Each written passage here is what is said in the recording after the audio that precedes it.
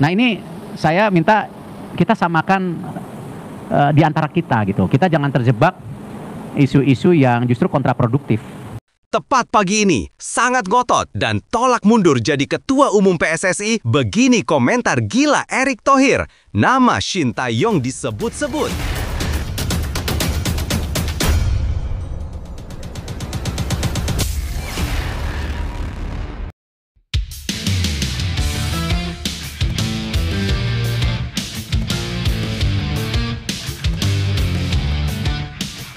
Tepat pagi ini, sangat ngotot dan tolak mundur jadi Ketua Umum PSSI, begini komentar gila Erick Thohir. Nama Shin Tae-yong disebut-sebut, begini faktanya. Tapi, Mimin minta tolong tonton video ini sampai selesai, agar tidak ada kesalahpahaman yang terjadi. Dan tak bosan-bosan juga, tolong like dan share video ini ke media sosial kalian, agar semua orang tahu apa yang sedang terjadi.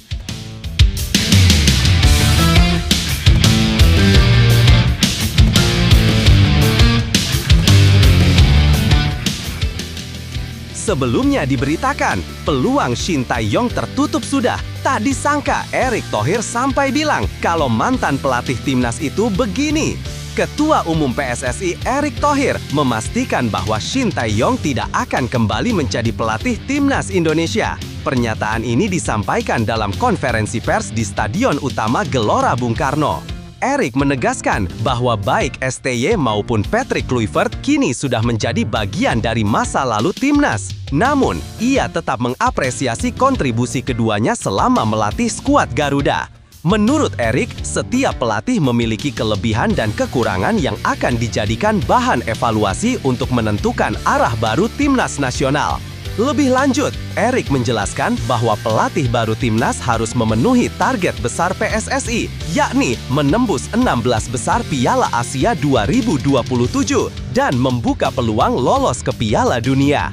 Selain soal prestasi, pelatih baru juga dituntut untuk membangun hubungan harmonis dengan semua pihak serta menyelaraskan visi pembinaan antar level usia U17, U20, U23 hingga senior agar sistem sepak bola nasional lebih terstruktur seperti negara-negara maju di Asia. Di sisi lain, harapan besar publik Indonesia untuk melihat skuad Garuda berlaga di Piala Dunia 2026 harus kandas di tangan pelatih asal Belanda, Patrick Kluivert. Setelah serangkaian hasil mengecewakan di putaran 4 kualifikasi zona Asia, mimpi yang sempat nyata itu berubah menjadi luka.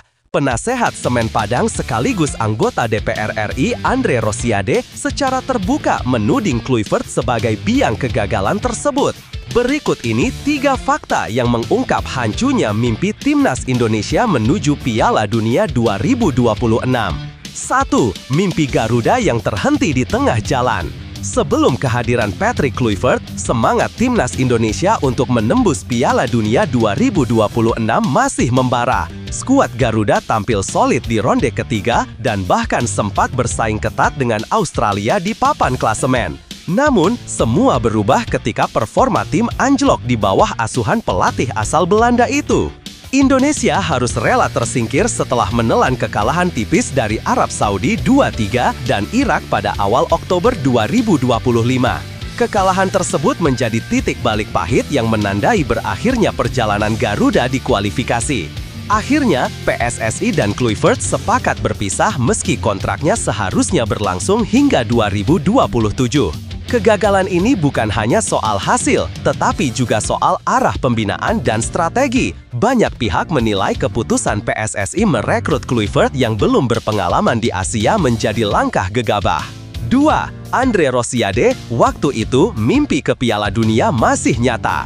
Dalam sebuah diskusi bertajuk Masa Depan Timnas Indonesia Harus Bagaimana yang digelar PSSI Pers, Andre Rosiade menyampaikan kritik keras kepada Patrick Kluivert. Menurutnya, kehadiran mantan striker Barcelona itu justru membuat performa timnas menurun drastis. Saya tidak sepakat dengan pendapat bahwa kita harus bertahap dulu. Waktu itu, ketika masih ronde ketiga, poin kami hanya tertinggal 1 dari Australia. Mimpi ke Piala Dunia masih sangat nyata, kata Andre dalam diskusi di Jakarta. Namun, sejak kekalahan telak 1-5 dari Australia di bawah arahan Kluivert, posisi Indonesia langsung terpuruk. Sejak itu, mimpi itu runtuh. Kita tertinggal 4 poin dan akhirnya gagal lolos. Lanjutnya dengan nada kecewa. Andre juga menyoroti lambatnya langkah evaluasi dari PSSI pasca kegagalan tersebut. Menurutnya, tanpa introspeksi yang jujur dan transparan, sepak bola nasional akan terus berputar di lingkaran kegagalan yang sama. 3. Strategi tanpa arah, kesalahan fatal di momen krusial. Andre Rosiade tak berhenti memberikan kritik. Ia bahkan membongkar dugaan kesalahan fatal yang dilakukan Kluivert saat timnas mempersiapkan diri menghadapi ronde 4 kualifikasi.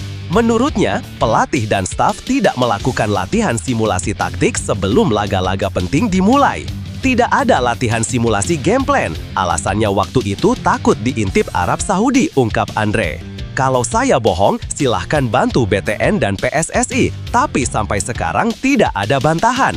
Andre menegaskan bahwa komentarnya bukan asumsi semata. Saya pelaku sepak bola dan pejabat negara. Kalau saya berbohong, saya bisa diberhentikan dari DPR. Ini pernyataan yang sudah saya validasi, tegasnya.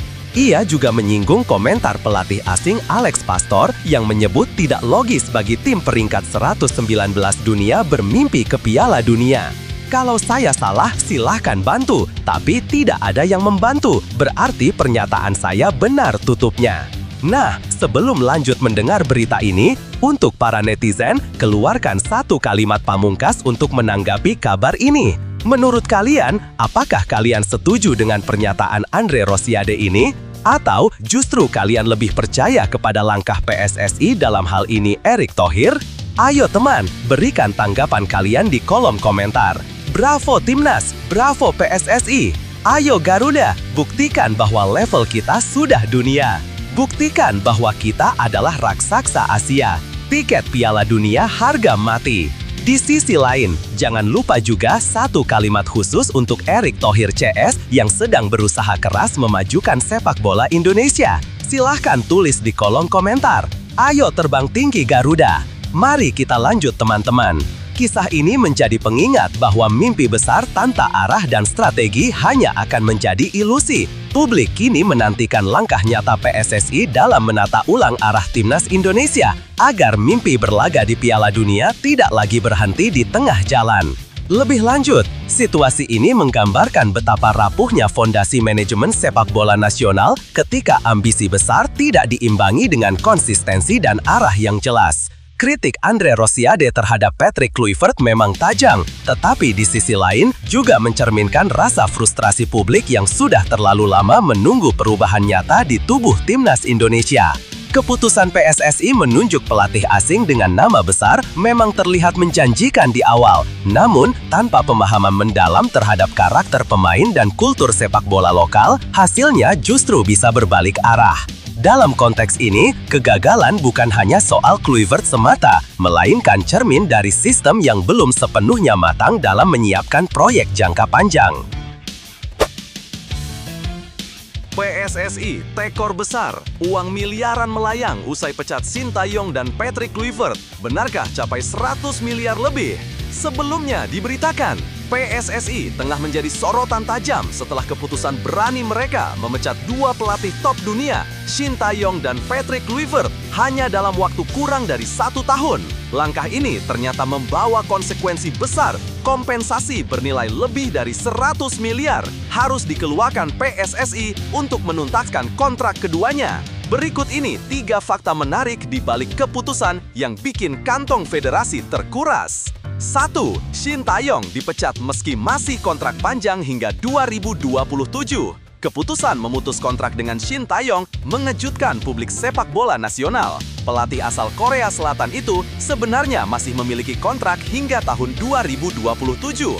Namun, evaluasi performa dan perbedaan pandangan mengenai arah pengembangan timnas Indonesia membuat PSSI menghentikan kerjasama lebih cepat dari jadwal. Sisa kontrak yang masih panjang itulah yang membuat kompensasi Shin membengkak. Berdasarkan perhitungan gaji dan durasi kontrak yang tersisa, PSSI dikabarkan harus membayar sekitar 60 miliar rupiah untuk menyelesaikan kewajiban terhadap mantan pelatih Korea Selatan itu. Nilai tersebut mencakup gaji bulanan, tunjangan staf, hingga hak-hak kontraktual lain yang tercantum dalam kesepakatan kerja. Tak bisa dipungkiri, keputusan ini menjadi beban besar bagi keuangan federasi yang tengah berupaya membangun infrastruktur sepak bola nasional. 2. Patrick Kluivert hanya 10 bulan, tapi kompensasinya selangit. Tak lama setelah perpisahan dengan Shin Tae-yong, PSSI kembali membuat keputusan mengejutkan, memecat pelatih asal Belanda Patrick Kluivert yang baru menukangi timnas Indonesia selama 10 bulan. Alasan utamanya adalah kinerja tim yang dinilai belum memenuhi ekspektasi, terutama di laga-laga penting yang menentukan posisi Indonesia di tingkat Asia. Namun, keputusan itu ternyata kembali berdampak finansial besar. Berdasarkan hitungan sisa kontrak dan nilai gaji yang tinggi, kompensasi Kluivert diperkirakan mencapai 30 hingga 40 miliar. Bahkan, beberapa laporan menyebutkan totalnya bisa lebih tinggi jika seluruh klausul tambahan dalam kontraknya diaktifkan. Artinya, untuk 2 pelatih saja, PSSI harus menggelontorkan dana lebih dari 100 miliar. Angka fantastis untuk sebuah federasi yang sedang menata ulang fondasi pembinaan sepak bola nasional. 3. Beban finansial jadi peringatan keras bagi PSSI ke depan. Total kompensasi lebih dari 100 miliar tentu bukan angka kecil bagi PSSI. Di tengah agenda besar pembenahan kompetisi domestik dan pengembangan akademi sepak bola, pengeluaran sebesar itu jelas membuat langkah federasi semakin berat. Ketua Umum PSSI, Erick Thohir, disebut tengah meninjau ulang kebijakan kontrak pelatih agar kejadian serupa tak terulang. Aspek keberlanjutan program, sistem evaluasi kinerja, dan klausul pemutusan kontrak menjadi fokus penting. Ke depan, keputusan memilih pelatih tidak hanya didasarkan pada prestasi jangka pendek, tapi juga visi panjang dalam membangun identitas permainan Indonesia. Langkah PSSI memecat 2 pelatih sekaligus memang menunjukkan keberanian, tapi juga membawa pelajaran mahal. Federasi kini harus lebih bijak, karena di balik setiap keputusan strategis, ada harga yang bisa membuat keuangan sepak bola nasional berdarah-darah. Lebih lanjut, situasi yang dialami PSSI ini bisa dibilang sebagai harga mahal dari sebuah keputusan cepat. Langkah berani memecat 2 pelatih asing ternama seperti Shin Tae-yong dan Patrick Kluivert tentu tidak bisa dibilang salah sepenuhnya, terutama jika dilihat dari sisi evaluasi kinerja dan arah pembinaan timnas Indonesia. Namun, yang menjadi sorotan besar adalah bagaimana PSSI tampak belum matang dalam mengantisipasi konsekuensi finansial dari keputusan tersebut. Lebih dari 100 miliar dana kompensasi bukan angka kecil untuk federasi yang masih berjuang memperbaiki kompetisi domestik, infrastruktur, dan pembinaan usia muda. Situasi ini seharusnya menjadi refleksi bahwa dalam sepak bola modern, perencanaan jangka panjang jauh lebih penting daripada langkah reaktif sesaat. Kedepan, PSSI perlu lebih berhati-hati dalam menandatangani kontrak pelatih. Klausul pemutusan kerja harus diatur lebih ketat dan rasional agar federasi tidak terus terjebak dalam siklus ganti pelatih yang berujung pada kerugian finansial. Momen ini bisa menjadi titik balik jika dijadikan pelajaran berharga untuk membangun sistem sepak bola yang berkelanjutan, bukan hanya bergantung pada nama besar di kursi pelatih. Setiap keputusan besar memang selalu punya konsekuensi, dan itulah yang kini sedang dihadapi PSSI. Tapi dari situ pula muncul kesempatan untuk belajar dan tumbuh lebih kuat. Tak ada perubahan besar yang datang tanpa tantangan. Justru dari kesalahan dan kerugian inilah sepak bola Indonesia bisa menemukan arah baru yang lebih matang dan berkelanjutan. Semangat membangun sepak bola nasional tidak boleh padam hanya karena terpukul secara finansial. Justru sekarang saatnya membuktikan bahwa Indonesia bisa berdiri di atas sistem yang kuat, bukan sekedar bergantung pada sosok pelatih, tapi pada visi, strategi, dan fondasi yang kokoh. Ingat, setiap kegagalan hari ini bisa menjadi fondasi kesuksesan esok hari, asalkan dihadapi dengan evaluasi yang jujur dan langkah yang lebih bijak. Sepak bola Indonesia punya potensi besar, dan semua ini bisa jadi titik balik menuju masa depan yang lebih hebat. Geger di PSSI, rapat evaluasi kegagalan Timnas Indonesia ke Piala Dunia 2026 tak kunjung digelar. Andre Rosiade geram, kenapa diulur-ulur? 1. sebelumnya diberitakan. Setelah kegagalan Timnas Indonesia menembus Piala Dunia 2026, publik menantikan langkah tegas dari PSSI. Namun hingga akhir Oktober, rapat Exco yang seharusnya menjadi ajang evaluasi belum juga digelar. Kondisi ini membuat banyak pihak geleng kepala, termasuk anggota DPR RI sekaligus penasehat Semen Padang, Andre Rosiade. Berikut ini 3 faktanya. 1. Andre Rosiade desak PSSI segera gelar rapat evaluasi. Andre Rosiade merasa kecewa dengan lambannya reaksi Federasi Sepak Bola Nasional setelah Timnas Indonesia tersingkir di babak keempat kualifikasi Piala Dunia 2026 zona Asia. Menurutnya, publik sudah menunggu langkah nyata dari Ketua Umum PSSI, Erick Thohir. Namun yang terjadi justru sebaliknya. Pak Erick belum juga memimpin rapat evaluasi Exco. Kenapa evaluasi ini diulur-ulur? Ujarnya di Jakarta pada Selasa 28 Oktober 2025. Andre menegaskan bahwa evaluasi seharusnya dilakukan secara jujur, terbuka, dan rasional. Ia juga meminta agar manajer tim serta Badan Tim Nasional (BTN) turut dihadirkan untuk memberikan laporan menyeluruh. Timnas ini bukan milik pribadi atau federasi, tapi milik seluruh rakyat Indonesia, tegasnya. Ia juga menyoroti pentingnya membandingkan kinerja pelatih Patrick Kluivert dengan era sebelumnya di bawah Shin Tae-yong agar keputusan berikutnya bisa diambil secara objektif. 2. Exco PSSI akui rapat belum digelar. Anggota Exco PSSI Arya Sinulinga membenarkan bahwa hingga kini rapat evaluasi memang belum dilaksanakan. Ia menjelaskan bahwa Ketua Umum PSSI Erick Thohir masih berdiskusi dengan Direktur Teknik PSSI Alexander Zuyers untuk menyusun rencana ke depan, termasuk mencari kandidat pelatih baru. Ya, sampai hari ini belum ada rapat Exco mengenai pelatih. Jadi, kalau ada isu mengatakan ada beberapa Exco setuju atau tidak setuju, itu tidak benar. Rapat aja belum ada, kata Arya kepada awak media. Ia menambahkan bahwa setelah daftar kandidat pelatih terkumpul, baru hasilnya akan dibawa ke rapat resmi Exco untuk diputuskan bersama. Dengan kata lain, belum ada keputusan resmi apapun terkait masa depan kursi pelatih Timnas Indonesia. 3. Publik desak transparansi dan perubahan nyata di tubuh PSSI. Lambannya proses evaluasi ini membuat publik semakin resah. Banyak penggemar sepak bola Indonesia berharap agar federasi tidak mengulangi kesalahan yang sama. Evaluasi menyeluruh dianggap penting untuk memperbaiki sistem, bukan sekedar mengganti pelatih. Andre Rosiade pun kembali menegaskan pentingnya keterbukaan PSSI terhadap kritik publik. Kalau memang ada kesalahan, akui saja dan perbaiki. Jangan menunda karena publik sudah menunggu. Para supporter Garuda di media sosial juga ramai menyerukan agar hasil evaluasi diumumkan secara terbuka demi menjaga kepercayaan publik terhadap federasi. Mereka berharap momentum ini menjadi titik balik bagi Timnas Indonesia untuk bangkit dan kembali menorehkan prestasi di kancah internasional. Situasi ini menjadi ujian besar bagi kepemimpinan Erick Thohir dan jajaran PSSI. Publik kini menanti tindakan nyata, bukan sekedar janji atau rapat yang tak kunjung digelar. Karena pada akhirnya, harapan rakyat Indonesia tetap satu,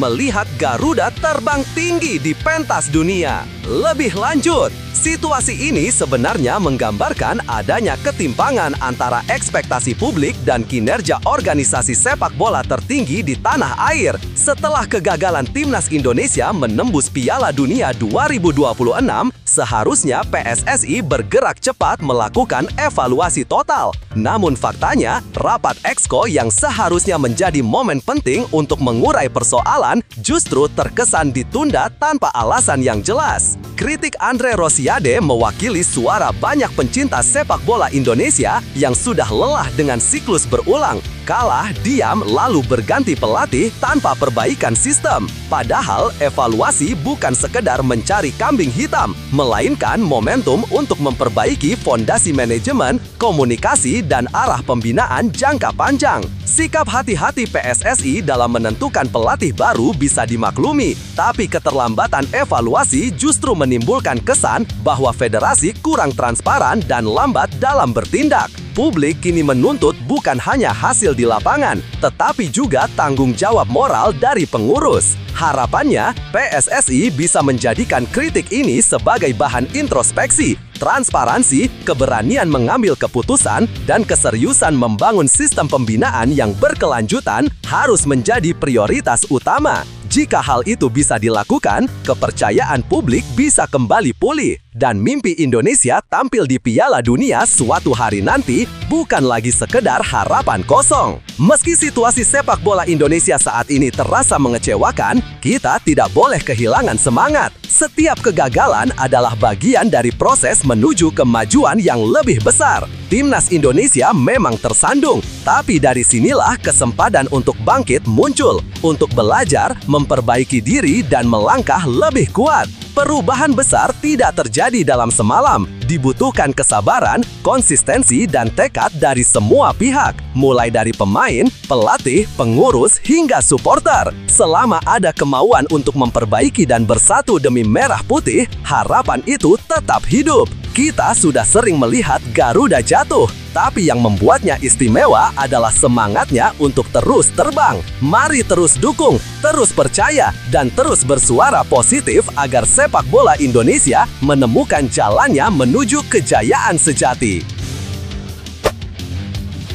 Piala ASEAN FIFA, turnamen baru yang bikin heboh. Apakah timnas Indonesia akan diuntungkan? Sebelumnya diberitakan, wacana kemunculan turnamen baru bertajuk Piala ASEAN FIFA tengah menjadi perbincangan hangat di dunia sepak bola Asia Tenggara. Ajang ini disebut akan melibatkan 11 negara di kawasan ASEAN dan berada di bawah naungan langsung FIFA. Namun, hingga kini PSSI belum mendapatkan penjelasan resmi soal detail pelaksanaannya. Berikut ini 3 faktanya. 1. Piala ASEAN FIFA masih sebatas wacana. Meskipun gaungnya sudah terdengar hingga ke media, ternyata turnamen baru ini belum memiliki informasi resmi maupun dokumen teknis yang lengkap. Anggota Komite Eksekutif Exco PSSI, Arya Sinulinga, menegaskan bahwa pihaknya masih menunggu kejelasan dari FIFA maupun federasi regional terkait rencana tersebut. Saya belum dapat informasi lengkapnya, jadi belum bisa juga komen mengenai Piala FIFA ASEAN itu, ujar Arya di Jakarta Selasa, 28 Oktober 2025. Wacana ini muncul di tengah eksistensi Piala AFF, turnamen 2 tahunan yang sudah rutin digelar sejak 1996. Jika Piala ASEAN FIFA benar-benar terwujud, maka akan ada 2 kompetisi besar yang mempertemukan negara-negara ASEAN namun dengan status yang berbeda, satu di bawah AFF dan satu langsung di bawah FIFA. 2. Jika masuk agenda resmi FIFA, Indonesia bisa diuntungkan. Salah satu aspek paling menarik dari rencana ini adalah status resminya dalam kalender FIFA. Arya menjelaskan, jika Piala ASEAN FIFA masuk ke dalam agenda resmi FIFA, maka klub-klub akan diwajibkan melepas pemain untuk memperkuat timnas masing-masing negara. Selama ini Piala AFF tidak termasuk dalam kalender resmi FIFA, sehingga banyak klub luar negeri, terutama dari Eropa, yang enggan melepas pemainnya. Kondisi itu kerap membuat pelatih timnas kesulitan memanggil pemain terbaiknya. Dengan status resmi FIFA, timnas Indonesia bisa tampil dengan skuad penuh kekuatan, termasuk pemain-pemain yang berkarir di luar negeri seperti Ivar Jenner, Elkan Bagot, dan lainnya. Inilah yang disebut Arya sebagai potensi keuntungan besar bagi Garuda. Apakah nanti masuk agenda FIFA atau tidak, itu yang masih harus dikonfirmasi. Kalau iya, tentu itu sangat menguntungkan bagi kita, jelasnya. 3. PSSI tunggu detail dan kejelasan format turnamen. Hingga kini PSSI masih menunggu informasi resmi mengenai detail penyelenggaraan turnamen tersebut, mulai dari format kompetisi, jadwal pelaksanaan, hingga status hukumnya di mata FIFA. Tanpa adanya dokumen resmi, Arya menegaskan bahwa PSSI tidak bisa memberikan pernyataan atau langkah strategis lebih lanjut. Kalau kami lihat belum dapat detailnya, jadi belum bisa jawab, tutup Arya. Langkah hati-hati PSSI ini dianggap wajar. Sebagai federasi nasional, mereka harus memastikan bahwa keikutsertaan Indonesia di ajang baru ini tidak berbenturan dengan jadwal FIFA Matchday, kualifikasi Piala Dunia, atau turnamen resmi lainnya. Wacana Piala ASEAN FIFA memang terdengar menarik, terutama jika benar-benar masuk kalender resmi FIFA. Namun hingga kini belum ada kejelasan konkret soal pelaksanaannya. PSSI memilih bersikap realistis dan menunggu kabar resmi.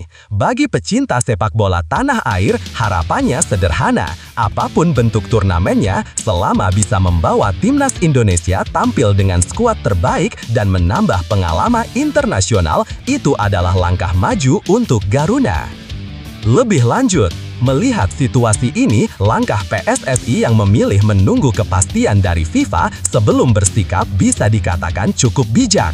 Dalam konteks sepak bola internasional, keputusan tergesa-gesa tanpa dasar dokumen resmi justru bisa menimbulkan kesalahpahaman atau benturan agenda di kemudian hari. Wajar jika federasi ingin memastikan segala sesuatunya jelas, mulai dari status turnamen hingga hak dan kewajiban klub yang harus melepas pemainnya. Namun di sisi lain, Piala ASEAN FIFA berpotensi menjadi ajang yang sangat strategis bagi Indonesia. Jika benar masuk kalender resmi FIFA, turnamen ini bukan hanya sekedar kompetisi regional, tapi juga panggung baru untuk mengasah mental dan kemampuan pemain muda Garuda di level internasional. Dengan format resmi, pemain-pemain yang selama ini absen di Piala AFF karena tak dilepas klub luar negeri, akhirnya bisa tampil dan memperkuat merah putih dengan kekuatan penuh. Situasi ini juga menunjukkan bagaimana posisi sepak bola Asia Tenggara semakin diperhatikan dunia, terutama jika FIFA benar-benar turun langsung mengelola turnamennya. Bagi Indonesia, ini adalah kesempatan emas untuk memperbaiki prestasi dan memperkuat reputasi di kawasan ASEAN. Yang terpenting sekarang, PSSI perlu terus membangun komunikasi dengan FIFA dan federasi kawasan agar tidak tertinggal dalam proses pembentukan turnamen ini. Karena di dunia sepak bola modern yang bergerak cepat dan siap beradaptasi, itulah yang akan menang. J-Itzes buka-bukaan, makna Garuda di dada yang bikin haru. Begini cerita sang kapten timnas Indonesia. Sebelumnya diberitakan, J-Itzes bek tangguh yang kini menjadi kapten timnas Indonesia akhirnya mengungkap makna mendalam di balik semboyan legendaris Garuda di dada.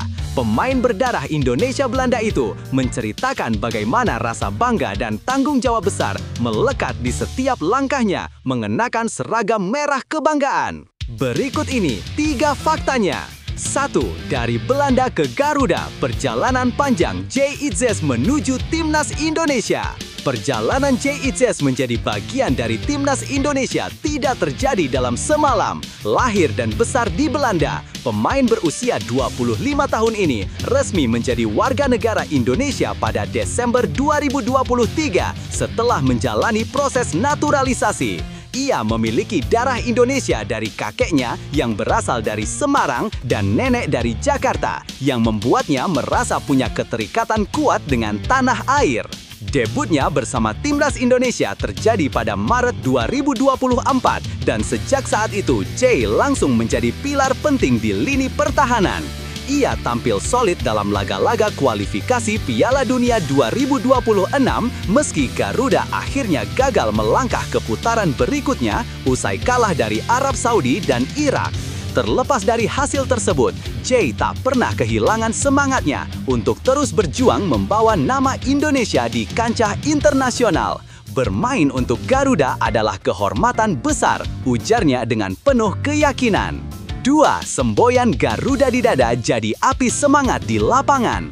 Bagi J-Itzes, setiap kali mengenakan jersey timnas bukan sekedar pertandingan yang ia jalani, tapi sebuah panggilan hati. Ia mengakui semboyan seperti Garuda di dada, kita Garuda, dan bersatu dalam keberagaman selalu menjadi sumber energi yang tak pernah padam. Kami punya Garuda di dada dan semboyan kita Garuda yang artinya kita Indonesia, kita bersama. Kami juga punya semboyan di lambang tim nasional yang berarti bersatu dalam keberagaman, kata Jay dalam wawancaranya dengan Saswolo News, Rabu 29 Oktober 2025. Baginya, semangat itu bukan hanya slogan kosong, tapi napas perjuangan yang menyatukan semua pemain di lapangan. Jay menilai keberagaman yang dimiliki Indonesia justru menjadi kekuatan yang membuat tim nasional selalu punya semangat juang luar biasa dimanapun mereka bertanding. 3. Jay Itzes, kita kuat karena bersama. Sebagai pemain yang kini juga berkarir di Sassuolo, Italia, Jay menyadari betapa istimewanya dukungan rakyat Indonesia. Ia merasa kagum dengan bagaimana masyarakat dari berbagai latar belakang bersatu hanya untuk memberi semangat kepada timnas. Bahkan di luar lapangan, dukungan yang kami terima dari semua orang yang datang dari seluruh dunia untuk menyemangati kami, katanya penuh rasa haru. Melalui kata-katanya, Jay Itzes bukan hanya menunjukkan kecintaannya pada timnas Indonesia, tapi juga membuktikan bahwa Garuda di dada bukan sekedar simbol, melainkan panggilan jiwa bagi siapapun yang ingin melihat Indonesia terbang lebih tinggi. Lebih lanjut, melihat kisah Jay Itzes, banyak yang merasa bahwa kehadirannya di timnas Indonesia membawa angin segar, bukan hanya dari sisi kualitas permainan, tapi juga dari semangat nasionalismenya. Ia datang bukan sekedar sebagai pemain naturalisasi, melainkan seseorang yang benar-benar memahami makna menjadi bagian dari Indonesia. Kalimat-kalimatnya tentang Garuda di dada terdengar tulus dan membangkitkan kebanggaan tersendiri bagi supporter. Situasi ini menunjukkan bahwa timnas Indonesia kini tidak hanya membangun kekuatan di lapangan, tapi juga membangun identitas dan kebersamaan yang kuat. Ketika seorang pemain seperti Jay Itzes berbicara tentang keberagaman dan persatuan, itu menjadi pesan penting bahwa sepak bola bisa menyatukan banyak perbedaan dalam satu tujuan, membawa merah putih terbang lebih tinggi.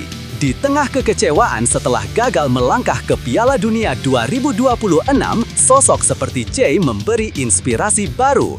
Ia mengingatkan bahwa perjuangan tak berakhir pada hasil, tapi terus hidup dalam semangat, kebersamaan, dan cinta terhadap lambang Garuda yang ada di dada setiap pemain dan pendukungnya. Kisah Jay Itzes bisa jadi pengingat bagi kita semua bahwa perjuangan sejati tidak selalu diukur dari hasil akhir, tapi dari niat dan tekad untuk terus berjuang.